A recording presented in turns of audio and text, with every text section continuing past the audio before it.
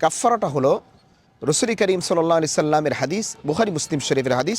আল্লাহর হাবিব সাল্লাল্লাহু আলাইহি সাল্লামের কাছে জনৈক সাহাবী এসে বললেন, ইয়া রাসূলুল্লাহ, আমি তো স্ত্রী সহবাস করে ফেলেছি।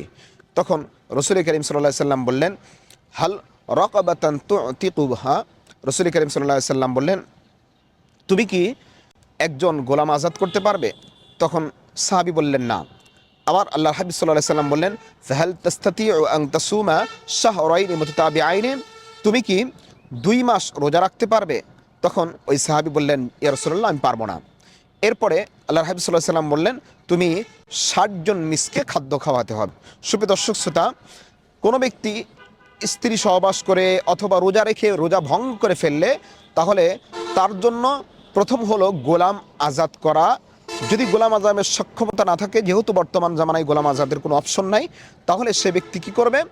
তাহলে 2 মাস রোজা রাখবে। 2 মাস রোজা এমন অসুস্থ হয় যে ব্যক্তি কোনো ক্রমেই সামনে বছর তার রোজা রাখতে পারবে না, বার্ধক্যের কারণে, অসুস্থতার কারণে সামনে বছর রোজা আসার আগ মুহূর্ত পর্যন্ত সে কাজা করতে পারবে না।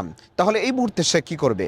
সুপ্রিয় দর্শক শ্রোতা, এই মুহূর্তে তার করণীয় কি? আল্লাহ রাব্বুল আলামিন বলেন, ওয়ালাল্লাযীনা ইউতীকুনাহু ফিদিয়াতুন তুআমু মিসকিন।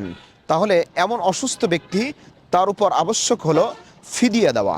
ফুকাহা ইকরাম ব্যাখ্যা করেছেন, ফিদিয়া দিতে হবে 1 কেজি 633 গ্রাম আটা বা এর সমমূল্য টাকা মিসকিনকে প্রতিটা রোজার বিনিময়ে দান করে দিতে হবে।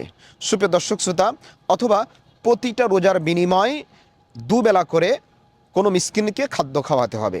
যদি এভাবে খাদ্য খাওয়ায় তাহলে তার রোজা আদায় হয়ে যাবে, রোজার ফিদিয়া আদায় হয়ে যাবে। সুপ্রিয় দর্শক শ্রোতা, রোজার কাফফারা কীভাবে আদায় করবে?